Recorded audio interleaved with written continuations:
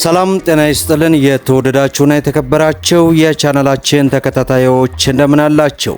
በዛሬው ፕሮግራማችን ላይ እንግዲህ ከሰሞኑ ሚድሮክ ኢትዮጵያ ለጨረታ ያቀረባቸው እጅግ በርካታ ቁጥር ያላቸው የስራ መኪኖችን እንዲሁም የቤት መኪኖችን መረጃ ወደ እናንተ አደርሻለሁ። ታዲያ ይህንን ጨረታ ለመሳተፍ ምን ማሟላት ይጠበቅባችኋል የሚለውን በዝርዝር እንግዲህ ወደ እናንተ የማደርስና የማስደምጥ ይሆናል። እንዲሁም ደግሞ በተጨማሪ እጅግ በጣም ወሳኝ የሆነና ጠቃሚ የሆነን መረጃም ይዤላችሁ ቀርቤያለሁ። ይሄውም እንግዲህ በኢትዮጵያ ውስጥ አንድ ሰው ወይንም አንድ ግለሰብ ቤት ወይም መኪና ለመግዛት ከፈለገ ከባንክ ብድር ለማግኘት ማሟላት ያለበት መስፈርት ምንድነው የሚለውንም በትንሹ ጠቆም የማደርጋችሁ ይሆናል። ወደ መጨረሻ ላይ ደግሞ የመኪና ብድርን ከመግዛታችሁ በፊት ማለትም ትንሽ ብር ኑሯችሁ መኪናን በባንክ ለመግዛት ለምታስቡ እጅግ በጣም ጠቃሚ የሆነን መረጃ አካትቼ ይዤላችሁ ቀርቤያለሁ። እስከ መጨረሻው ድረስ መከታተላችሁን እንዳትረሱ። ስለ መኪና ለማወቅና መኪናን በተመጣጣኝ ዋጋ ለመግዛት ሰብስክራይብ ማድረጋችሁን አትርሱ እያልኩ ቪዲዮውን ላይክ በማድረግ ጀምሩት። 50% ከወለድ ነፃ የባንክ ብድር አመቻችተናል። እንዲሁም 8% ቅድመ ክፍያ ለሚከፍሉ ገዢዎች በካሬ 73900 ብር ብቻ፣ ሙሉ ክፍያ ለሚከፍሉ ደግሞ በካሬ 51730 ብር በልዩ ቅናሽ ቤቶችን አቅርበናል። የመኖሪያ መንደራችን አረንጓዴ መናፈሻ፣ ስፖርት ማዘውተሪያና በቂ የመኪና ማቆሚያ ፓርኪንግ ያለው ሲሆን በተጨማሪም የከርሰ ምድር ውሃ፣ 24 ሰዓት ዝግጁ የሆነ ጀነሬተርና የኤሌክትሪክ መኪና ቻርጀርን አካቷል። የማጠቃለያ ሽያጭ ላይ ነን። አሁኑን ይደውሉ፣ ነገ ቢዝነስዎን ይጀምሩ። ሞን ሪል ስቴት፣ በሰላማዊ መንደር በምቾት ይኑሩ። እንግዲህ ሚድሮክ ኢትዮጵያ ኃላፊነቱ የተወሰነ የግል ማህበር ለተለያዩ አገልግሎት ሲጠቀምባቸው የነበሩ ተሽከርካሪዎችን ባሉበት ሁኔታ በግልጽ ጨረታ በማወዳደር መሸጥ ይፈልጋል። በዚህ መሰረት ተወዳዳሪዎች እንግዲህ ማሟላት የሚገባቸው ምን ነው? አንደኛ፣ በጨረታው የሚሳተፍ ድርጅት ከሆነ የታደሰ ንግድ ፈቃድና የዘመኑን ግብር የከፈለ መሆን የሚያረጋግጥ ማስረጃ ማቅረብ ይኖርበታል። እንዲሁም ከዚህ ጨረታ ጋር በተያያዘ ማንኛውም ገቢ የሚደረግ ገንዘብ በተጫራቹ ድርጅት ስም መሆን እንዳለበት ተጠቅሷል።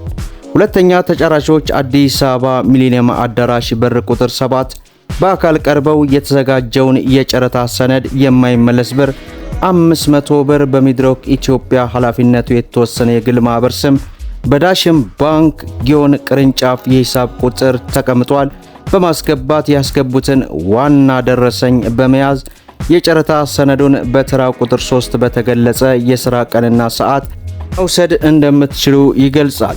ሶስተኛ፣ ተጫራቾች አዲስ አበባ ቦሌ ሚካኤል አዳራሽ ቅጥር ግቢ ውስጥ በር ቁጥር 7 በኩል የማስታወቂያ በአዲስ ዘመን ጋዜጣ ከወጣበት ቀን ታህሳስ 23 ቀን ጀምሮ እስከ ጥር 2 ቀን 2018 ባሉት የሥራ ቀናት ቅዳሜ ከሰዓት በኋላ ሳይጨምር ዘወትር በሥራ ሰዓት ከጠዋቱ 2 ሰዓት ተኩል እስከ 6 ተኩል ከሰዓት ከ7 ሰዓት ተኩል እስከ 11 ሰዓት አካባቢ ተሽከርካሪዎችን ማየት ይችላሉ።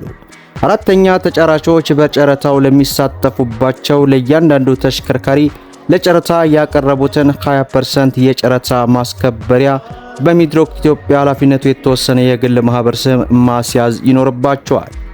ተጫራቾች ድርጅቱ ባዘጋጃቸው የዋጋ ማቅረቢያ ቅጽ ላይ ተሽከርካሪ አይነትና የሰሌዳ ቁጥር ትይዩ የሚገኝበትን ዋጋ በመጥቀስ ከጨረታ ማስከበሪያ CPO ጋር በማካተት ጥር 5 ቀን 2018 ከጠዋቱ 2 ሰዓት ተኩል እስከ 4 ሰዓት ድረስ አዲስ አበባ ቦሌ ሚሊኒየም አዳራሽ ለመረጡ ተሽከርካሪ የዋጋ ማቅረቢያና CPO በታሸገ ኢንቨሎፕ በማዘጋጀት ለዚሁ በተዘጋጀ የጨረታ ሳጥን ውስጥ በማስገባት መወዳደር ይችላሉ። ጨረታው ጥር 5 ቀን 2018 ከጠዋቱ 4 ሰዓት ተኩል ተዘግቶ በዕለቱ ተጫራቾች ወደ ህጋዊ ወኪሎቻቸው በተገኙበት ጠዋት 4 ሰዓት ከ45 ይከፈታል። ስድስተኛ፣ ሻጭ ሚድሮክ ኢትዮጵያ ኃላፊነቱ የተወሰነ የግል ማህበር ማንኛውም የመንግስት ዕዳ ከፍሎ ተሽከርካሪዎችን ለመሸጥ የሚፈልግ ክሊራንስ በራሱ ወጪ ከሚመለከታቸው የመንግስት መስሪያ ቤቶች ያቀርባል። 7ኛ የጨረታ አሸናፊ ለሚገዛቸው ተሽከርካሪዎች የስም ማዞሪያና የመንገድ ትራንስፖርት ግምትና የሽያጭ ውል ልዩነት ካለ ለሀገር ውስጥ ገቢ ሚኒስቴር የሚከፈል ወጪ በጨረታ አሸናፊዎች ይሸፈናል ይላል። እንግዲህ ዝርዝር መረጃው ይህን ይመስላል። የተሽከርካሪዎቹን አይነት እንግዲህ ስክሪኑ ላይ ያለው ነው። ወደ ሌላው መረጃችን እናምራ።